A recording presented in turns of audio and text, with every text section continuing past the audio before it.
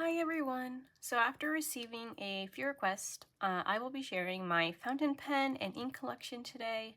For a bit of background, I first really got into fountain pens back in 2021, as this was the first time I was testing out Hobonichi products, which have Tomo River paper, which is a lot thinner than regular like printer paper.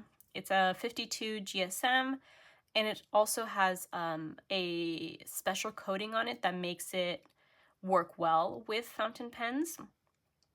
And since I knew my gel pens would not work as well with this paper, which was previously what I mainly used, I decided to give fountain pens a try.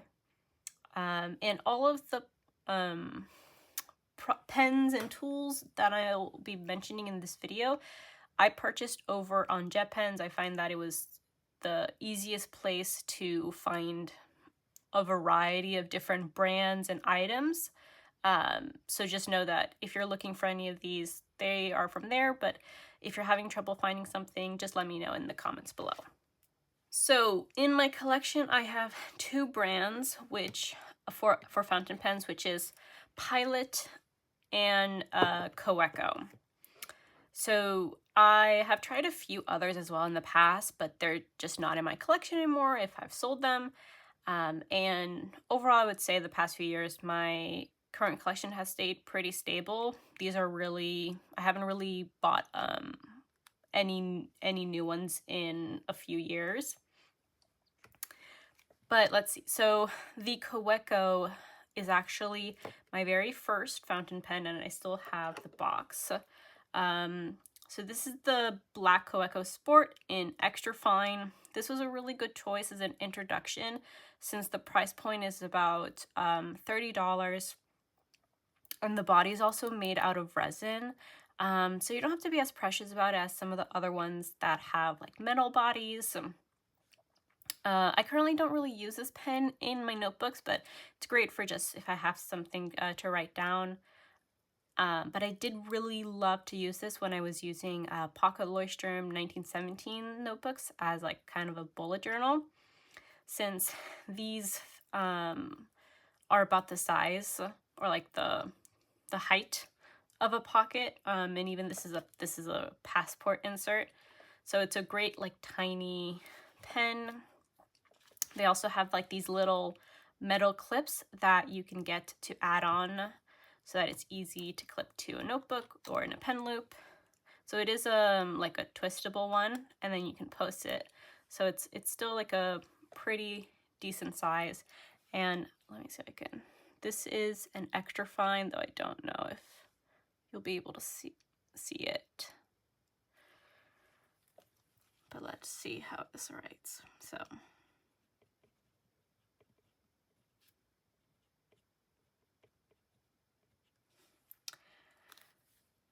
I find that it does write a little bit thicker than the Pilot Extra Fine, but it's pretty good. It also, I currently have just some of the cartridges that it comes with, because it is sort of a unusual size. Only Kaweco cartridges can fit in here, and I personally find that the cartridge is a much better option than the converter, since the converter is even tinier. So this also makes it a great travel pen, because with air pressure like changes in like airplanes, you could easily just like have like a few of the cartridges like in your pencil pouch and pop them in once you get to your destination. But overall, I still love mine, and I'm not ready to get rid of it, even though I don't use it as often as my others. So then we have my Pilot pen. So this was actually the first one I bought, which was the Pilot Vanishing Point in Black Matte, which has the black nib as well. But currently, I just have it in its box because I'm not currently, I don't have it currently inked, because I do have it in this, the like silver body, as well as the fine in this like blue body. I definitely love these now that I have like 3 of them. But these are definitely on the more expensive price point of fountain pens, as they are about $170, but that can vary depending on where you purchase them from. I've definitely seen them at higher price point, but also lower. And this fountain pen always really intrigued me, as this was the first pen I saw that had a retractable nib. And since I'm so used to using gel pens, I found that this would be a way to make it seem like I'm still using sort of the gel pen, since I do really love the clicking it. However, this is sort of, I feel like, a polarizing pen, since I feel like you either love it or you hate it, since some people tend to disagree on whether they find the nib scratchy, if this like clip bothers them when they write, or also the angle you hold the pen at. I personally do not mind the clip. I feel like after writing a little bit, you don't really notice it that much anymore. I personally love how thin it writes, so I don't really find it necessarily scratchy.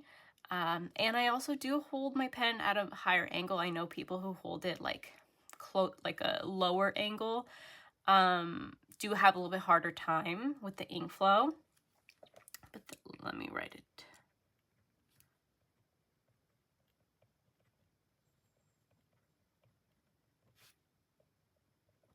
So as you can see, it definitely writes a lot thinner than the Kaweco. Let me bring it up so you can kind of see.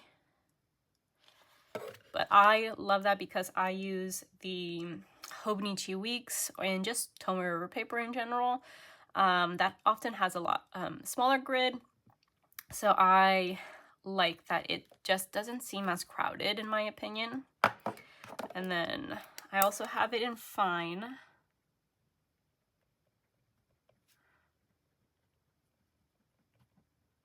Since I really like to use this for when I want like a bolder heading. So this is how they compare. And this is just a passport insert from Goat Impression, which has Tomoe River paper with 60 GSM. Let me show you the ghosting. So as you can see, there is a little bit of ghosting, especially with the fine, but no bleed through.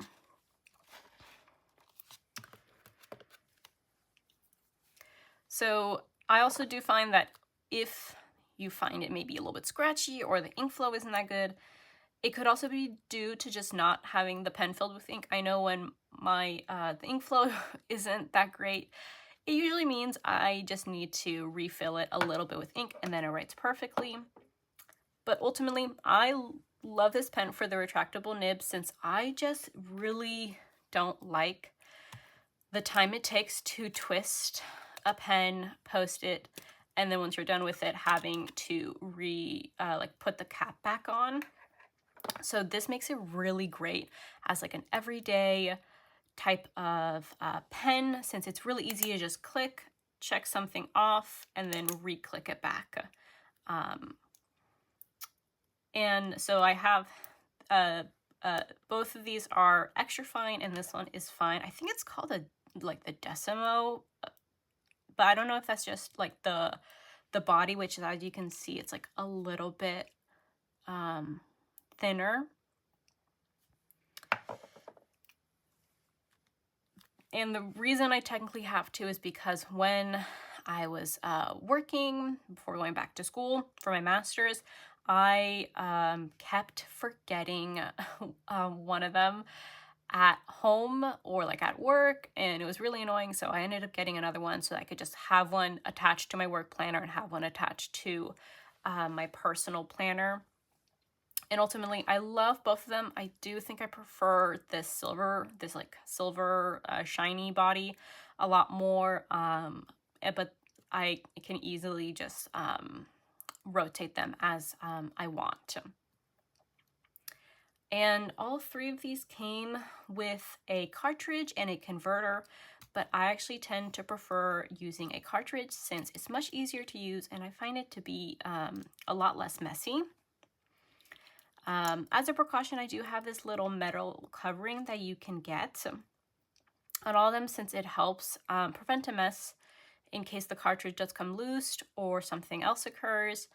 Plus with the cartridge, you can, I actually don't know what kind of ink it comes in, if it's just like a pilot ink, but I find that you can just like use it, or you can empty it out and then refill it with your own ink and then put it back in. And it's very easy to clean out as well. And at the moment, you'll probably see these two in my other videos because these are just the ones that I use with all of my notebooks, and I find that it's really nice to be able to use the same pens for everything since it means that I just don't have to carry as much all the time. And in order to protect my fountain pens, I do have this Euroliku pouch that has this like individual little slots, which I really like because it helps like protect them from the other pens instead of just having them like here on like this side, or just like in a pencil case or like a cup that you may have, since I do, because of the price point and how much I love them, I do want to take good care of them, but at the same time, like I don't have to baby them that much either, but I definitely am a little bit more conscious than this one that's just a $30 one with the resin body. So let's move to the tools that I have for these fountain pens. So currently I only have 2 bottles of ink. The platinum carbon ink in black, and then these Diatramentus archive ink in black. So originally I had purchased the Diatramentus archive ink, but I just find that this ink isn't as black as I would like it. I don't know if it's maybe I just got a bad batch or my climate might change the way the ink behaves, but I just didn't like, it wasn't dark enough. I felt like sometimes there was a little bit of shading that occurred. So I ended up doing some research and I found this platinum carbon ink, which works a lot better. I find that it's just a much richer black ink. So that is what I have in all of my fountain pens, besides this Kaweco that has just the Kaweco brand little cartridges. It's also, I like this bottle as well because it has this like mechanism where in order to, or actually let me show you. It has like this little like vial in the middle, because the way you do it is you like flip the ink bottle when it's closed like upside down, and it's supposed to fill that little vial so that when you go to fill your fountain pen there's more ink, because sometimes the issue that people who use fountain pens have to go through is that once you reach like the very bottom of your ink bottle, is that it's really hard to get it filled up, especially if you use like converters where you need to like dip the nib of your ink like deep enough. So I really like that feature. However, since I really use cartridges, that's not that big of a deal, since I do use a syringe in order to pull the ink up and then fill the cartridge, though it is, I did bend it a little bit, but it still works. So until it stops working, I won't replace this. In order to clean the pens, I have this like larger syringe where essentially like this acts almost like, this has a similar like cartridge body. So it's really easy to flush some warm water through the pens. I personally don't use anything other than warm water to clean my pens, even though I know there are like special cleaning solutions on the market. But I don't really have the need for it, especially since I use the same ink every single time, and I don't use any like special inks like shimmers or things like that where I could see maybe like that makes more sense to get them. However, I will say that you have to make sure to let your pen fully air dry before filling it back up with ink, because even if there's like a little drop of water, it can really mess up the consistency of whatever ink you have. Since I had made that mistake once and then I had to re-clean it, refill it with ink, which was just really annoying. And then one of my last tools is blotting paper. So since fountain pen ink can be wetter than gel pens, depending on the paper you use, blotting paper is a great way to help make sure you don't smudge your ink. Even though I find that like the platinum carbon ink works great with the Pilot Vanishing Point on toner paper, I always like to do a quick blot in case, like especially these are great to like, I can just cut it the size of whatever notebook I'm using and easily keep it in there. So once I'm done with a page, just slot it in, and I don't have to worry about it. Especially like, I don't,